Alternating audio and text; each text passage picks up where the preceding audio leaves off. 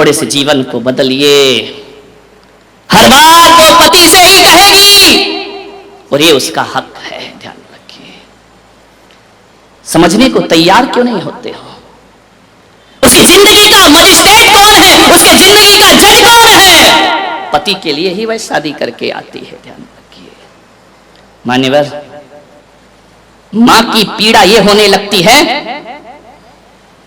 कि अब बेटे पर बहू का कब्जा होने लगा है। दर्द केवल इतना है कि बेटा हाथ से गया, बेटा क्या करे बेचारा। अब शादी के बाद भी तुम्हारे साथ शॉपिंग करने जाए क्या? शादी के बाद भी तुम्हारे साथ पिक्चर देखने को जाएगा? शादी के बाद अरे एक आध बार चला भी जाएगा। कभी तो उसको अपनी पर्सनल लाइफ जीने दो, ध्यान रखिए। मान्यवर, लोग कहते हैं कि बहुएं परेशान है, जहां तक मेरा अनुभव है बेटे बहुत परेशान हैं। यदि अपनी पत्नी की बात वो मां से शेयर करता है, पत्नी का पक्ष थोड़ा सा मां के सामने लेता है, तो मां कहती अच्छा 4 दिन की आई जोरू का, बेचारा करे क्या सुन सुन के। यदि पत्नी का पक्ष ले लिया तो जोरू का गुलाम होता है, और पत्नी की ना सुने तो पत्नी कहती है अभी तक मां की उंगली पकड़ के चलोगे, बड़े कब होगे तुम। ध्यान, क्या स्थिति बन जाती है उसकी। पहले घर में आता था, दुकान से हंसता था, मुस्कुराता था, खुश होता था, अब आता है इधर पत्नी का मुंह बना है, उधर मां की त्योरी चढ़ी। कैसा जीवन बना दिया, कैसा नरक में जीवन बना दिया। एक मां को यदि कोई भय है तो केवल असुरक्षा का भय होता है। उस असुरक्षा के भय में वो अपने शक करती है अपने बच्चे पर, और अपने भविष्य की सुरक्षा के लिए बहुओं से अत्याचार प्रारंभ। तो भय क्यों है आपको? आप क्यों सोचते हैं कि हमारा बेटा पराया? तो नहीं मेरे भाई, और यदि तुम्हारा बेटा पराया हुआ है तो इसकी जिम्मेदार भी तुम ही हो, बहू नहीं है, ध्यान रखना। 25 साल में 20 साल में तुम उसे इतना प्यार नहीं दे पाई। 20 साल में तुमने क्या संस्कार दिए हैं कि 20 साल जिसने मां से प्यार किया और 1 साल में पत्नी से प्यार करने लगा। ध्यान रखना, कमी तुम में होगी, ध्यान रखना। थोड़ा अपने दिल को बड़ा करिए। क्या करे माताएं भी, पड़ोस में एक से एक ट्रेनर बैठे हुए हैं, एक से एक सलाह देने वाले। अरे सुना, बोले क्या, बोले बहू आ रही है ना, बोले हाँ, ज्यादा सिर पे मत चढ़ाना। धत तेरे की, घर उसका, बहू तेरे पेट में क्या हो रहा है ज्यादा सिर पे। आजकल यही होता है, मंदिरों में पद्म पुराण नहीं पढ़ती है, बुढ़िया पुराण ज्यादा पढ़ती है। कोई नहीं पढ़ता मंदिर में, महापुराण पढ़ रहा हो, खुला तो शास्त्र रहता है, बातें कोई और चलती रहती है। यहाँ शास्त्र खुला है, वहाँ 2 बैठी हैं। अब हालत तो बहुत खराब है मंदिरों के, मैं देखता हूँ। लोग कहते महाराज आप मंदिर में ज्यादा क्यों नहीं ठहरते हैं? मैंने कहा सिवा धर्म के और सब कुछ मंदिर में मिला करता है, इसलिए मेरा मन ज्यादा। बैठी थी, मैं जाके दर्शन कर रहा था, 2 अम्माएं बैठी आपस में बात कर रही, शास्त्र खुला ही पड़ा है, मंगलाचरण किया है, आगे का एक अक्षर नहीं पड़ा है, शास्त्र खुला है। उसने कहा क्यों, तेरी शादी हो गई क्या लड़के की? बोले हो गई। अरे बोले तूने मुझे तो बुलाया नहीं। पुराण कौन सा रखा? पद्म पुराण। और पढ़ा क्या जा रहा है? बुढ़िया पुराण। ध्यान रखिए। बोले तूने मुझे, अरे अम्मा जी क्या करूं, नहीं भूल पाई, कार्ड तो भेजा था नहीं हुआ। अरे आजकल हमने कार्ड छपाना बंद कर दिए, अब तो मोबाइल में मैसेज। अरे तू भी पागल हो गई, मैं कभी मोबाइल देखती हूँ क्या? अब देखो पुराण कौन सा खुला है? रामचरित्र खुला है, रावण का चरित्र पढ़ा जा रहा है। मान लो बोले कैसी शादी हुई? बोले शादी तो अम्मा जी इतनी बढ़िया हुई, इतनी तारीफ करी। बोले एक बात बता, कितना मिला है? देखो तेल जले तेली का दिल जले। अब तुझे क्या मतलब कितना मिला है कितना नहीं मिला? अरे कुछ लाई है दहेज महेज? बोले नहीं, मैंने ज्ञान गंगा महोत्सव में पुलक सागर के प्रवचन सुन लिए थे और मैंने कह दिया था आज के बाद दहेज नहीं लूंगी। अरे तेरी मती मारी गई, तू भी महाराजों की बातों में लग गई, ना उनके आगे कोई ना बाबा जी की बात में लग गई तू भी। बोले कुछ नहीं मिला? बोले नहीं। बोले धत तेरे की, हीरा सा लड़का, शब्द देखो अनुप्रास अलंकार, हीरा सा लड़का कोड़ियों के भाव में बेच। जब इतना हीरा सा था तो तूने अपनी बेटी क्यों नहीं देती? ध्यान रखा, मत भूखो किसी के घर, ऐसी ट्रेनिंग मिलती है, कान भर दिए जाते हैं और एक हंसता खिलखिलाता घर बिखेर दिया जाता है। ध्यान रखिए, महिलाओं से मेरा निवेदन है, मंदिरों में बैठकर केवल धर्म की बातें होना चाहिए, मंदिरों में बैठकर धर्म कथा होना चाहिए। इसकी बहू नहीं आई, उसका बेटा नहीं, आदमी भी कौन से कम है, ये भी कोई दूध के धुले नहीं है। ध्यान रखना, इनसे यदि पूछ लो कि वेदी पे कौन कौन से भगवान है तो नाम नहीं मालूम होगा, पूछ लो कि किस भगवान का कौन सा चिन्ह है तो तुम्हें नहीं मालूम, लेकिन ये मालूम है कौन की बहू आ रही है, कौन की बहू नहीं आ रही है, कल नहीं आई, आज नहीं आई, कहां गई? भक्त की क्या देखने जाते हो मंदिर में? मंदिरों को अपवित्र मत करिए मेरे भाई, किसी भी सास के कानों में ऐसी गंदगी मत डालो। मेरी सभा में बैठे तो एक एक महिला एक संकल्प करे कि कोई यदि हमारे घर की बुराई या बहू की बुराई करेगी तो कहना मेरा कान डस्टबिन नहीं है, ये गंदगी डालना है तो कहीं और जाकर के डाल, मेरे हंसते खिलखिलाते घर पर बुरी नजर मत लगा। ध्यान रखिए, तुझे क्या लेना देना दहेज मिला कि नहीं मिला, कौन सा तेरे घर में आ रहा है, लेकिन आग लगाना उनका काम है। एक मंथरा ना होती तो राम को वनवास नहीं होता मेरे भाई, ध्यान रखना। कौन कहता है कि मंथरा नहीं है, मोहल्ले में दो चार तो होती हैं, ध्यान रखना, जिनका काम घरों में आग लगाना हुआ करता है। मान्यवर मैं आपसे निवेदन कर रहा हूं, मेरे कहने का मतलब ये नहीं है कि हर बहू अच्छी होती है, कभी कभी ज्यादा स्वतंत्रता का भी नाजायज फायदा उठाया जाता है, लेकिन किसी एक को देख करके सब बहुओं को गलत कहना ये हमारी नासमझी हुआ करती है, ध्यान रखिए। मान्यवर, सास को बड़ी तकलीफ होती है, बहू को कोई रिश्तेदार आकर पूछ ले, उस सास को ना पूछे तो लगता है मेरा राजपाट चला गया। केवल एक ही भय है, 7 भय बोले हैं भगवान महावीर ने, जो सम्यक दृष्टि होते हैं वो सप्त भय से मुक्त हुआ करते हैं। और आज हमारे बुजुर्गों को, हमारे बड़े लोगों को ना धन का भय है, ना यह लोक का भय है, ना परलोक का भय है, इनको यदि भय है तो बुढ़ापे का भय है, ध्यान रखिए, असुरक्षा का भय है। मान्यवर, ऐसा क्या जीवन में घट जाता है कि भाई भाई के साथ रहना उसे दुश्वार हो जाया करता है, एक भाई दूसरे भाई के साथ नहीं रह सकता है, अपने बच्चों को खिलाता है, दूसरों के बच्चों के लिए तरसता है। ऐसा क्या जीवन में घट जाता है? ऐसा क्या हो जाता है? बड़े होकर, छोटे में तो एक ही रहते हैं, बड़े होकर क्या हो जाता है कि एक दूसरे के साथ रहना दोनों का दुश्वार हो जाता है। मैंने बहुत सोचा कि आखिर इनकी जिंदगी में ऐसा क्या घट गया जो एक खून अलग अलग धाराओं में बट गया। कुछ तो बात होगी, क्या हो सकता है बताइए? छोटे में लड़ते हो, झगड़ते हो, मारपीट होती है, तू मैं करते हो, उसके बाद भी रहते तो 4 दीवार और एक छत के नीचे हो ना। बड़े होने के बाद ऐसा क्या हो जाता है कि एक दूसरे से बोलने को तैयार नहीं होते हो, एक दूसरे एक छत और एक 4 दीवार के नीचे रह नहीं पाते। ऐसा क्यों होता है और कब होता है? कोई पुरुष मुझे बता दे तो मैं सोचूंगा कि मुझे अब प्रवचन की जरूरत नहीं है। ऐसा क्यों हो जाता है, कब होता है ऐसा? कोई बता सकता है? आपकी तो बीत रही है ना, क्या हो जाता है ऐसा? बोलो, घबराओ नहीं, मत डरो, मैं हूं ना। क्या हो जाता है ऐसा? कोई बता दे। हाँ बोलो। अच्छा, बिना माइक के बोलने का त्याग है? माइक दो भाई उसको, देखो बोल रहा। ऐसा जीवन में कौन सा मोड़ आता है, कौन सी गली आ जाती है, कौन सा समय ऐसा आ जाता है जहां 2 भाई आपस में साथ नहीं रह सकते हैं? गुरुदेव के चरणों में नमोस्तु। गुरुदेव, पहले एक ही राशन कार्ड में पूरे परिवार का नाम होता है, बड़ा होकर शादी हो जाती है, घर वाले उनका अलग अलग राशन कार्ड बना देते हैं, पीढ़ी दर पीढ़ी वही चलता है।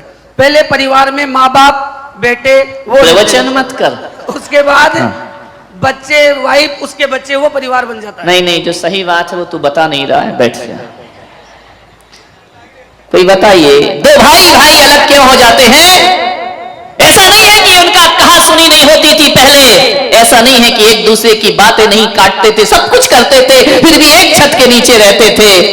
ऐसा कौन सा मोड़ जिंदगी में आता है 2 भाई अलग हो जाते हैं?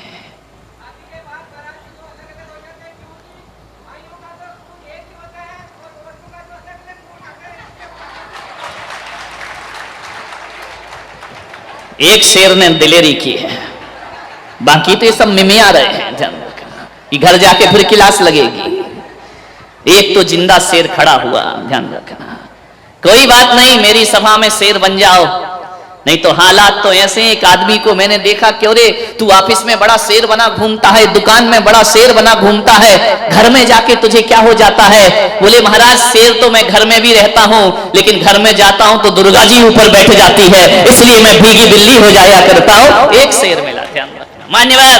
और आनंद तो इस बात का है कि जिसके लिए बोल रहा है वही तालियां बजा रही है। क्या बात है, ध्यान रखना।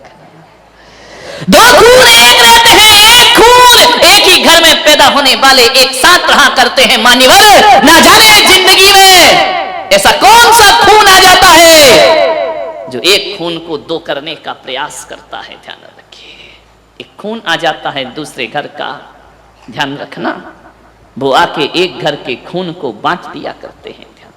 मुझे क्षमा करें, बात सच है, गलत नहीं है, छोटी है लेकिन सच है। ऐसा क्या जीवन में घट गया तुम्हारे? कल तक तो ये हाल था कि चार भाई एक थाली में भी खा लेते थे। अरे जिस बाप ने इस घर को चार बेटियों को पाल पोस करके विवाह करके विदा कर दिया, उस समय वह घर छोटा नहीं लगा। एक बहू क्या आती है, वो कहती है कि मकान छोटा है। ध्यान रखना, जहां चार चार बेटियां पल गई, जहां चार चार बेटे पल गए, उनके लिए मकान छोटा नहीं लगा। एक क्या शहजादी आ जाती है, उसे मकान छोटा लगता है। ध्यान रखिए मान्यवर, एक परिवार की चर्चा कर रहा हूं मैं, ध्यान रखना। एक खून ऐसा आ जाता है हमारे घर में जो हमारे खून को बांट देता है। भाई भाई के खून तो एक ही हुआ करते हैं, एक पराया खून आता है।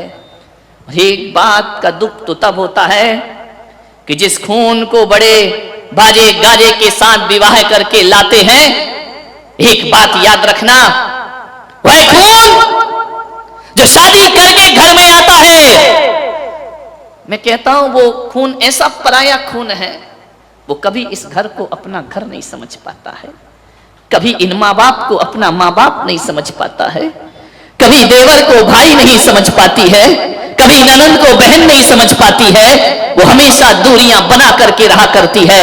एक बात याद रखना, यदि इस घर को अपना घर मान लिया होता तो आज ये दशा घरों की होने वाली नहीं थी।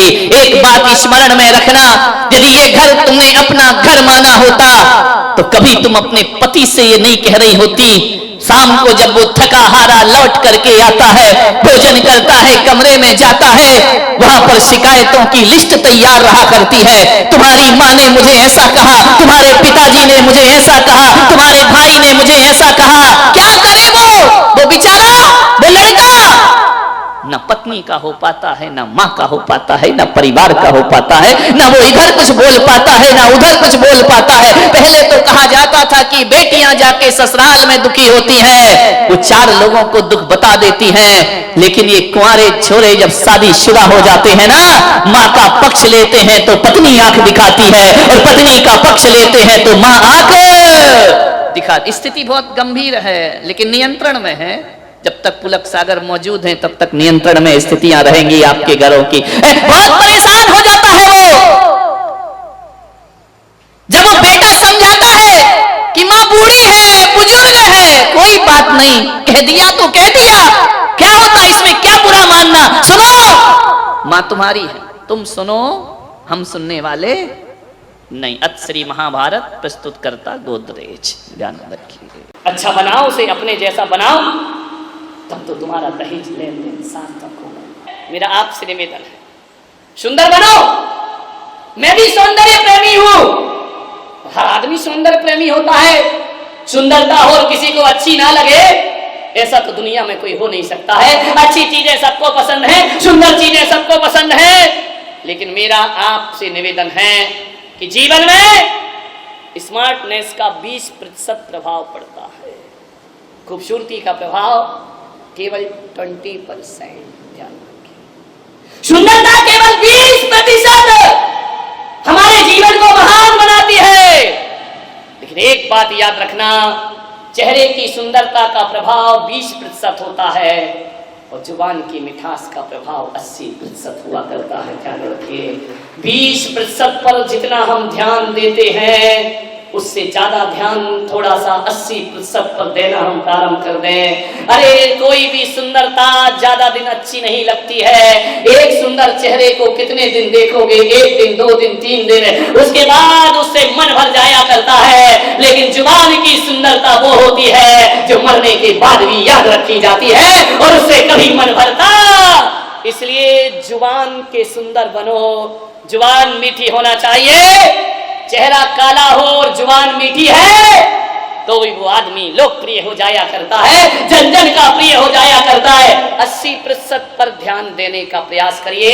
जहां तक मैं सोचता हूं कि ओठों की लिपस्टिक जीवन में उतना आकर्षण पैदा नहीं करती है जितनी मुस्कुराते हुए ओठ लोगों को आकर्षित किया करते हैं। लिपस्टिक लगाओ और ओठ ऐसे हो बिल्कुल मोटे साउथ अफ्रीकन, जिनमें मुस्कुराहट भी नहीं हो। मेरे भाई ध्यान रखना, साउथ अफ्रीका के ओठे मोटे ओठ वही के होते हैं ना सबसे ज्यादा, नेमीचंद जी इतने मोटे ओठ होते हैं। ध्यान रखना, ब्राजील के देखो इतने मोटे मोटे ओठ। ध्यान रखना, ओठ मोटे हो या पतले हो, यदि ओठों पर मुस्कुराहट है तो मोटे ओठों में भी आकर्षण पैदा हो जाया करता है। जुबान में यदि मिठास है तो एक बात ध्यान रखना, मीठी जुबान तुम्हें जनता का लोकप्रिय बना देगी। और जुबान में यदि मिठास नहीं है, कितनी भी ओठों पर लिपस्टिक रहे उसका कोई फर्क नहीं पड़ा करता है। जीवन में आभूषण से उतना सौंदर्य नहीं आता है जितना मीठी भाषा और व्यवहार से जीवन में सौंदर्य आया करता है। रूप कैसा भी हो, काले पैदा हो गए कोई बात नहीं मेरे भाई, क्या हुआ काले पैदा हुए तो? काला आदमी भी अच्छा लगता है यदि जुबान का मीठा होता है, तो गोरा आदमी भी बेकार है यदि जुबान का तीखा हुआ करता है। जुबान मीठी होना चाहिए, मीठी जुबान। क्यों आते मेरे प्रवचनों में लोग भाग भाग कर? क्या देता हूं मैं? कुछ नहीं, मेरा चेहरा नहीं, चेहरा एक दिन अच्छा लगेगा, 2 दिन लगेगा, 24 तारीख के बाद देखना नीलवटे सन्नाटा, या एक आदमी देखने को नहीं मिलेगा। ये लोग मेरे चेहरे को देखने नहीं आए हैं, ये दूर दूर से लोग यदि यहाँ आते हैं तो मेरी जुबान को सुनने के लिए, मेरी आवाज को सुनने के लिए आते हैं। नाम गुम जाएगा, चेहरा ये बदल जाएगा, मेरी आवाज ही है पहचान मेरी, घर याद रहे। ध्यान रखिए, इस घर में स्त्रियां होती हैं और पति आदमी झाड़ू लगाए, रिद्धि सिद्धि बाहर चली जाती है। मैं झाड़ू लगा दूंगी कोई बात नहीं है। बेटे ने कहा नहीं मां, मेरे होते तू झाड़ू नहीं लगाएगी, ला झाड़ू मैं लगाऊंगा। मां ने कहा नहीं बेटा, जब तक हाथ पैर चल रहे हैं मैं झाड़ू। दोनों में तू मैं हो गई, झाड़ू पकड़ के खींचने लगे। बेटे ने कहा मैं लगाऊं, मां ने कहा आवाज चली गई बहुरानी के पास, झट से अपनी दरवाजा खोला। कमबख्त लोग सोने भी नहीं देते शांति से। झरोखे में से बोली क्यों झगड़ा कर रहे हो सवेरे सवेरे, मेरी नींद डिस्टर्ब कर दी तुम लोगों ने। सास ने देखा कुछ नहीं बहू तू सो जा, और लिया पैसे वाले की बहू, सो जा। बहू ने कहा बात क्या है, झगड़ा क्यों हो रहा है सुबह सुबह? बोले देखना बेटा, ये तेरा पति कहता है मैं झाड़ू लगाऊंगा, और मैं कहती हूँ जब तक घर में महिला है मैं झाड़ू, और मेरे हाथ पे चल रहे मैं लगाऊंगी। तो पति ने सोचा शायद अब शर्म आएगी उसे। मालूम है महारानी ने क्या कहा? बोले पागलो, झाड़ू के लिए झगड़ा क्यों करते हो, इतनी लड़ाई कर रहा इतने से काम के लिए। तो बोले क्या किया जाए? बोले आपस में बांट लो, एक दिन तुम लगा लिया करो, एक दिन तुम लगा लिया करो। और जाकर के फैसला देकर बहुरानी आराम से सो गई। ध्यान रखिए, विचार करिए, उसको काहे की शर्म, ध्यान रखना। बहू लाओ, बहुरानी मत लाओ। एक सास मेरे पास रोते रोते आई, बोले महाराज जब से ये बहू आई है मेरा घर तो बर्बाद हो गया। तो मैंने कहा क्या किया जाए? पहले कुछ करो महाराज, मुझ पे कृपा करो, इतना अच्छा मेरा घर था, जब से ये बहू आई पूरा घर बर्बाद हो गया। कहा तूने क्या क्या उपाय किए? बोले एससी जैन ज्योतिषाचार्य के पास गई। बोले उन्होंने पंचांग देखा, पत्रा देखा, कुंडली देखी और मुझसे कहा तेरे ऊपर 7.5 शनि की महादशा चल रही है। तो मैंने कहा फिर क्या किया? बोले शनि की दशा रहेगी तब तक बहू से तेरी बनने वाली नहीं है। मैंने कहा एक बात बता अम्मा, ये 7.5 शनि की महादशा कब से लगी है? बोले जिस दिन से ये बहू घर में आई है। मैंने कहा एक बात कर, एक काम करेगी? बोले कोई उपाय बता दो महाराज। मैंने कहा एक टोटका दे रहा हूं, तू कर लेगी? बोले कर लूंगी। बोलो जिनसानम में एक कमरा बनवाओ। मैंने कहा नहीं, कमरे अमरे से तेरा शनि उतरने वाला नहीं है। कोई मूर्ति रख दूं, कोई जिनालय बना दूं? मैंने कहा नहीं नहीं, मेरे बनाने वाले बहुत से हैं, तुझसे लेके तेरा शनि लेके मैं करूंगा क्या जिन शरणों में? मैंने कहा तेरा शनि तू ही रख। बोले महाराज मुझे शनि से मुक्ति दिलाओ। मैंने कहा एक छोटा सा टोटका कर दे। बोले क्या टोटका? मैंने कहा एससी जैन से नहीं पूछा? तो बोले एससी जैन ने कहा 4 महीने मेरी दुकान बंद महाराज की चल रही है, तू वहां चली जा। मेरे पास आई। मैंने कहा एक टोटका कर। बोले क्या? मैंने कहा 100 ग्राम लोहा दान कर दे, तेरा शनि उतर जाएगा शनिवार के दिन। बोले क्या महाराज कैसी बातें करते हो? 100 ग्राम लोहा? बोले मैंने कहा 100 ग्राम बस। बोले कुंटल 2 कुंटल कर दूं, मेरे पास पैसे की क्या कमी है? मैंने कहा बस 100 ग्राम लोहा दान कर दे, तेरा शनि उसी समय उतर जाएगा। तो बोले किसे दान करूं? पंडित जी को दे आऊं? मैंने कहा नहीं, बेचारे गरीब का शनि मत चढ़ा उसको। तो बोले फिर क्या करूं? अभी पंडित जी को दे आऊं? मैंने कहा बिल्कुल नहीं। तो बोले क्या करूं, किसे दे दूं वो लोहा? मैंने कहा तू बहू आई है जब से शनिचर चढ़ा है ना, तो उसी को दे दे। तो बोले वो लोहे का क्या करे कि महाराज बड़ी तेज है, चाकू बनाएगी, गर्दन काट देगी मेरी। मैंने कहा चिंता मत कर, 100 ग्राम लोहा दे दे। बोले 1 किलो दे दूंगी, मेरे बाप का बिगड़ता क्या है? मैंने कहा नहीं, मैंने 100 ग्राम कहा यानी 100 ग्राम। बोले मतलब क्या? मैंने कहा 100 ग्राम लोहा दे, शनि उतर जाएगा। कमर में जो तूने लोहे की चाबी लटका रखी है ना, सोचो सोचो। मैंने कहा 100 ग्राम से ज्यादा की नहीं होगी, एक चाबी जा बहू को दे दे। बोले उससे कैसे उतरेगा? मैंने कहा सोना तू उसी के, मैंने कहा शनि तू उसी के घर से लाई है। बोले क्या लाई हूँ? मैंने कहा लोहा लाई है तू, फ्रिज लेकर आई है। बोले हाँ। मैंने कहा लोहे का शनिचर उठा के लाई है ना? एसी लाई है? बोले हाँ। मैंने कहा लोहा उठा कर लाई है। मैंने कहा गोदरेज की अलमारी लाई? बोले लाई। मैंने कहा लोहा।